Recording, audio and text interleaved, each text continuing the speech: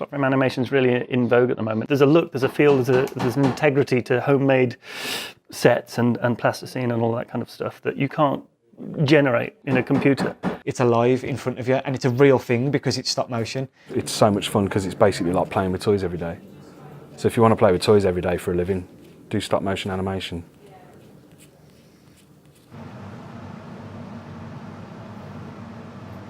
Cool. Sound. Don't let me stop you. You carry on. Lovely. Looks good, man. Looks really good. Nipples the case.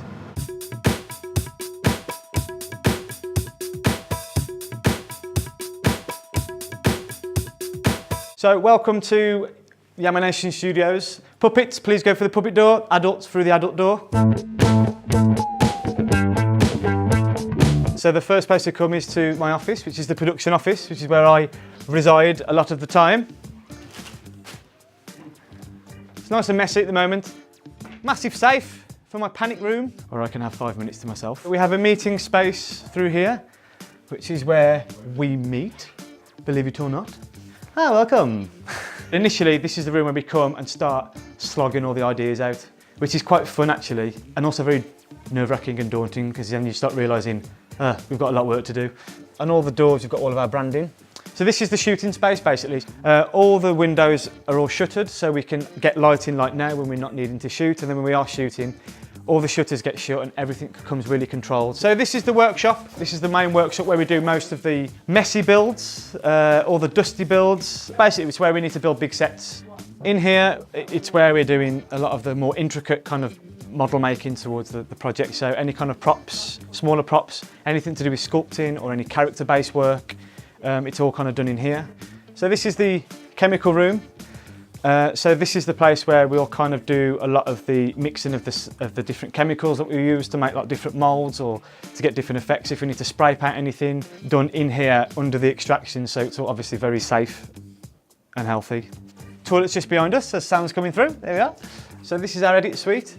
This is where we basically just bring in all of the footage from the animation that we've shot, or even if we're making kind of behind the scenes videos or anything like footage wise, we'll come into here. This is the beautiful room, I think. It's probably one of the best. It's where the magic happens, as they say.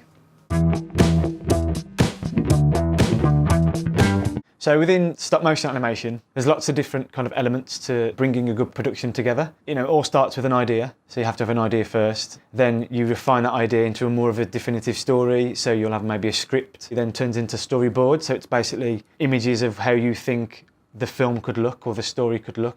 You then have to go, right, okay, this is going to come alive now. You make an animatic. We've been provided with an animatic with the dialogue and the music, which is basically just a selection of still images set to the audio to give us an idea of timings. For stop motion, you have to build it, so you have to have draftsmanship, designs for like isometric drawings or like technical drawings. You've got your drawings, you can then start making stuff out, so that the art department will build the sets and props. My role on this project was, the first thing I did was paint the set walls, and for the last 2 days I've been felting hair. So I've made the hair for the dad, and I've given the mum a nice fancy little mum hairdo. There's a disco set which will be in one of the scenes, and I was there to make the sort of tinsel background, to get like strips of a birthday banner, and make that into strips, like thin strips, and stick them down. There's been some difficult things, like I did the title sequence for the opening and closing shot of the little book, which was tricky because the letters were probably tinier than I've ever sculpted anything before, so that was a challenge. So yeah, we didn't sculpt the full credits because that probably would have taken weeks. So like we've got like a TV prop. It's actually like a version of one that Drew's got. So we kind of like did like the same kind of design and like scaled it down like for the set, so it's pretty cool. As that's happening at the same time, you'll get a team of sculptors to start sculpting the characters. Us as model makers and sculptors, we will create a sculpture to match the design and match that scale and specification. And once the sculpture's been okayed, then we have to mould it, and then from the moulds, then we cast it. So this is a silicone rubber character, and we made a solid resin mould. And then we can line up the armature in the mould, pour the resin in, the silicone in, clamped both parts together, and what we get is what you see here. And then we'll start designing and building an armature, which is a steel skeleton for the puppet? We use ball and socket joints. We use metal rods. Those two plates will trap a ball here and a ball here, and then it'll mean you can move your puppet. So it gives it quite a bit of articulation. It's a replica of a human skeleton, so you've got a ball and socket joint here, ball and socket joint here, and then you connect the bones using metal rods, and they need to be soldered together using a technique called brazing. And it's really tricky and rather frustrating. Yeah. But we got there. Now, yeah, I'm sanding some puppets. I've been told that it takes ages, and I'm slowly coming to that realisation. And then you can think about the detail of stuff like fabrication, so we can then start making the character clothing and things like that. No, it looks a bit odd like that. Lovely. Hello, guys. Hey, mate. Well, no, you need to fill that again. Sorry for all that lovely hard work you've done. Okay, cool. I know, he hates me, doesn't he now? Oh, Elvis! Sound like Johnny Bravo. Whoa, mama. Lovely, lovely, lovely. Okay. Kind of had nothing to do. You've had nothing to do? Because I've been finished. Oh, lovely. That's lovely. That's cool. No, well done. That looks lovely. At this point, we can get them on set with the camera and the DOP, and we can go for a cinematographer, and we can go through how it's going to look with what colour, what lighting we might need. We can start trying to work things out as we go along, really. It's been really good so far. We've got some really good talent, a great sort of crew who are putting things together. This is my first time shooting stop motion, so it's like I say to Drew, this is the first time shooting little people, and it is different from shooting live actions, especially like the scale. I can see like a progression as I'm getting more and more confident with the lighting and stuff, getting used to how much power you need, how much light do you need, how much fill do you need. So all these things. The floor colours look really nice, you know, like the speculars on the floor and stuff as well, coming back. Okay, I'm just going to try and swing that light a little round. It has moved to touch right now, but then we don't want to get a shadow from the arch on the... It's just experience, and it's been a great experience to work on this. Then the magic starts to happen then where the animators start bringing life to the character.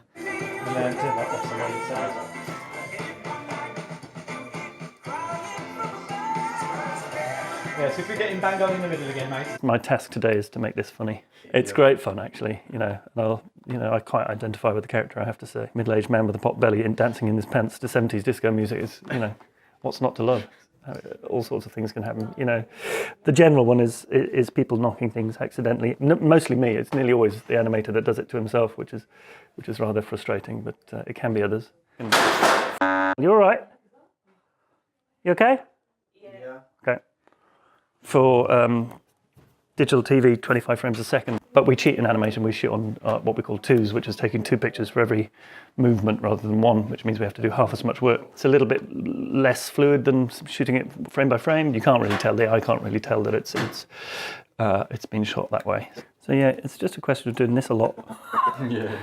Until you're happy with all the different bits that you've moved. They're all going the right way. That's not right.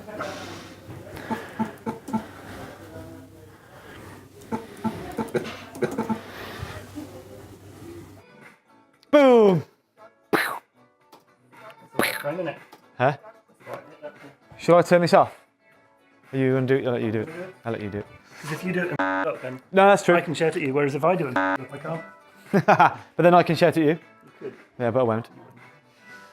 What directing kind of animators is for me one of the most hilarious parts about the projects, really, because you get to be really silly. Yeah, because he's gone in for a reach. I might do a sleeve this time. It'd be nice. As soon as that's kicked and the music goes like that, the light comes on.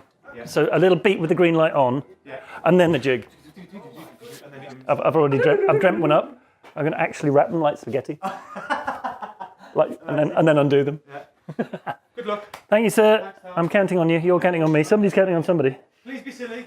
I'll try my best. Once everything gets brought into the edit suite, it's just a bit of fun then of getting all the kind of colour correction exactly how, as a director, what we want or what a director would want. It's when the vision really comes to life because it's all the finishing touches and the finesse. And then in the edit, you'll then add the sound foley, any kind of narration or dialogue, the music and the score, credits, things like that. It all starts coming to life then, and it's that's really exciting. It's a really fun part because then you know you're almost at the end of the tunnel and there's light, hopefully.